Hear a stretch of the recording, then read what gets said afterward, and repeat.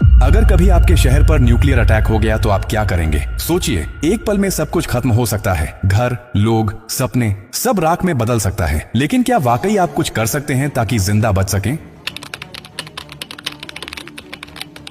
हाँ, अगर आप अभी से तैयार हैं, ये जानकारी जिंदगी और मौत के बीच की दूरी तय कर सकती है। क्योंकि जब एक न्यूक्लियर बम गिरता है तो सिर्फ धमाका ही नहीं होता, उसके बाद शुरू होता है वो खतरनाक खेल जिसे कहते हैं रेडिएशन फॉलआउट। और उसमें जो जिंदा बचता है वो भी धीरे धीरे मरने लगता है। सबसे पहले जानिए कि जैसे ही न्यूक्लियर बम गिरता है, एक तेज सफेद रोशनी आपके सामने आती है। इस रोशनी को देखना मतलब अपनी आंखों की रोशनी खो देना। आप अंधे हो सकते हैं, स्थायी रूप से। इसलिए पहला कदम, जैसे ही धमाके की खबर मिले या रोशनी दिखे, तुरंत जमीन पर लेट जाइए, अपनी आंखें और कान बंद कर लीजिए और चेहरे को किसी कपड़े से ढक लीजिए। ये पहली रक्षा है। अब सवाल उठता है कि कहां जाएं? तो याद रखिए, अगर आपके आसपास कोई मेट्रो स्टेशन है, बेसमेंट है, अंडरग्राउंड पार्किंग है, तो वहीं भागिए, क्योंकि जमीन के नीचे रहना न्यूक्लियर फॉलआउट से बचने का सबसे कारगर तरीका है। लेकिन अगर कुछ नहीं है तो अपने घर को ही शेल्टर बनाना पड़ेगा। सारी खिड़कियां, दरवाजे बंद कर दीजिए। हर छोटी छोटी दरार को भी किसी कपड़े, टेप या गत्ते से बंद कीजिए। हवा का एक भी रास्ता नहीं खुला रहना चाहिए। अटैक से पहले या जैसे ही खबर मिले, आपके पास सिर्फ कुछ मिनट होंगे। उसी वक्त पानी भरिए, बाल्टी, बोतल, ड्रम, जो भी है।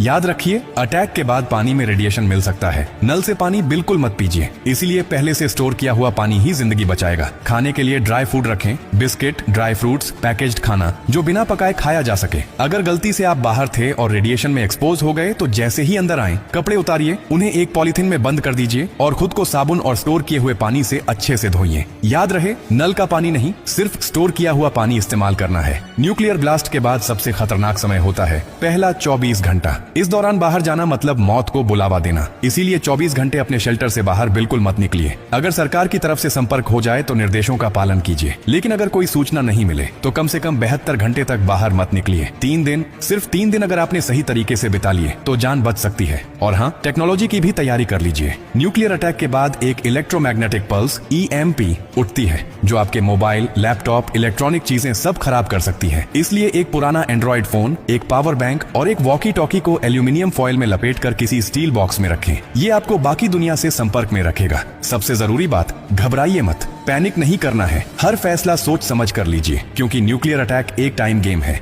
जो जितना शांत रहेगा, उसकी जान बचने के चांस उतने ही ज्यादा होंगे। और याद रखिए, ये जानकारी सिर्फ आपके लिए नहीं, बल्कि आपके परिवार, दोस्तों, पड़ोसियों और पूरे समाज के लिए है। क्या आप अकेले सुरक्षित रहना चाहते हैं? नहीं ना? तो इस जानकारी को हर उस इंसान तक पहुंचाइए जिसकी जिंदगी की आपको परवाह है। हो सकता है आपकी एक शेयर से किसी माँ का बच्चा जिंदा रह जाए, किसी पिता की आखिरी उम्मीद बच जाए, किसी बहन का भाई लौट कर घर आ जाए। और यही तो असली इंसानियत है। और हाँ, जब आप जिंदगी बांट रहे हैं तो एक वादा